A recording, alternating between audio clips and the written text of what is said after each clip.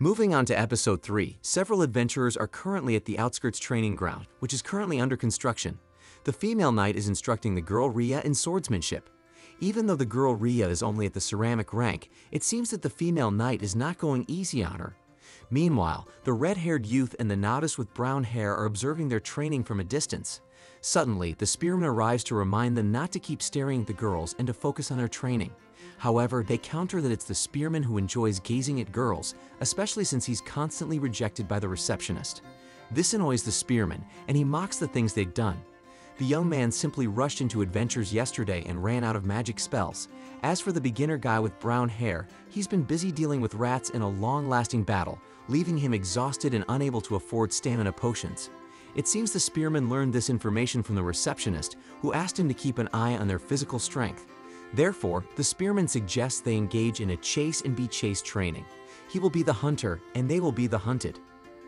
Meanwhile, the druid girl and the cleric girl are with Goblin Slayer. They are practicing making a simple long-range weapon using just stones and string. Goblin Slayer demonstrates how to use this weapon to attack a nearby dummy. His strike hits the dummy's helmet precisely and even penetrates it. Goblin Slayer explains that this attack can deter an approaching enemy. After surviving an encounter with one monster, another comrade might come to help. This weapon only adds one technique for critical moments. However, if they find it useful, they should continue training. In a straightforward manner, the druid girl comments that Goblin Slayer's delivery sounds cowardly. As usual, Goblin Slayer responds with his characteristic stoicism. Afterward, the cleric girl and the druid girl practice launching stones from their strings. As Goblin Slayer watches from a distance, the receptionist suddenly arrives to observe their training. Coincidentally, the priestess girl and the farm girl arrive with lunch.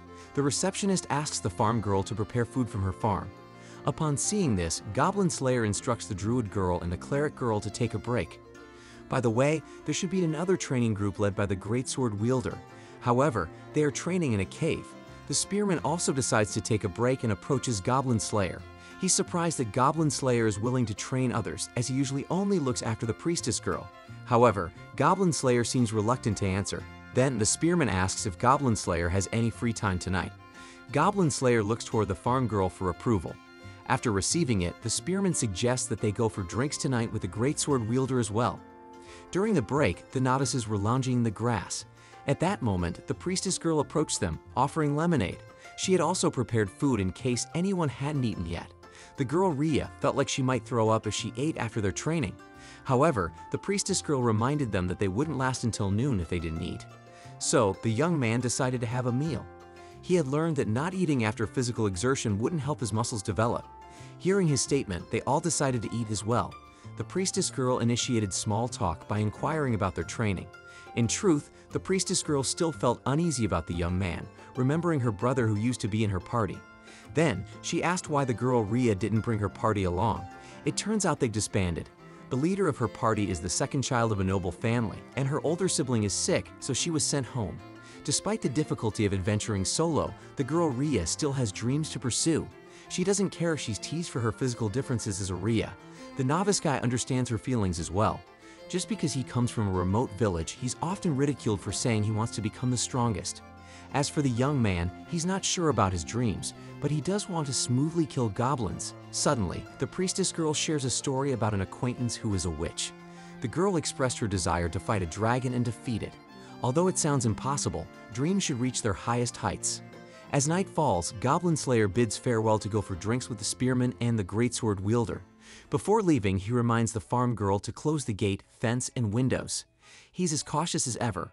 Upon arriving in the town, Goblin Slayer enters a bar that the spearman informed him about. Inside, the spearman and the greatsword wielder are already waiting on the second floor. Goblin Slayer asks why they didn't drink at the guild's tavern. One of the reasons that they can't have a private conversation there. After ordering drinks, the greatsword wielder sneaks glances at the bar's centaur waitress. It seems he's quite fond of her rear end. After enjoying their drinks, they finally leave the bar. On the way, the spearman asks Goblin Slayer which one he would choose, the receptionist, the elf, the farm girl, or the priestess girl. However, Goblin Slayer only responds that he can't choose until the goblins are gone. Once again, he brings up goblins. The greatsword wielder understands that he has a specific goal to achieve first. Still, they are curious if Goblin Slayer had any childhood dreams. He mentioned wanting to become an adventurer, but not like he is now. What he wants to do, what he must do, and what he can do are all different. Goblin Slayer wants to become an adventurer who is considered a hero. He wants to obtain a legendary weapon to save a princess. Then, he wishes to fight against a dragon and save the world. The spearman and the greatsword wielder also want to be role models passed down to the next generation. However, they are all aware that they haven't been blessed with miracles. They recognize their current positions, but they don't underestimate them. The next day, the young man continued his training, this time with the dwarf. Before they began, the dwarf wanted to know how many spells the young man possessed and how many times he could use them. The young man replied that he only had Fireball and could use it only once. Suddenly, the dwarf corrected him, saying that the young man didn't just have Fireball. He explained that the young man also had Carbunculus, Crescent, and Lacta. By combining these 3 spells, he could create a Fireball. So in reality, the young man had 4 spell options. The dwarf advised him that thinking broadly was essential. He provided an example of a witch using inframet to light a fire in her pipe. Spells shouldn't be used carelessly. For instance, when it's raining and there are no rocks to spark a fire, leaves and wet branches are of no use. When lighting a fire, the witches typically use spells. However, they could conserve their spells if they knew the techniques. They could create fire with dry branches and bark found in the soil.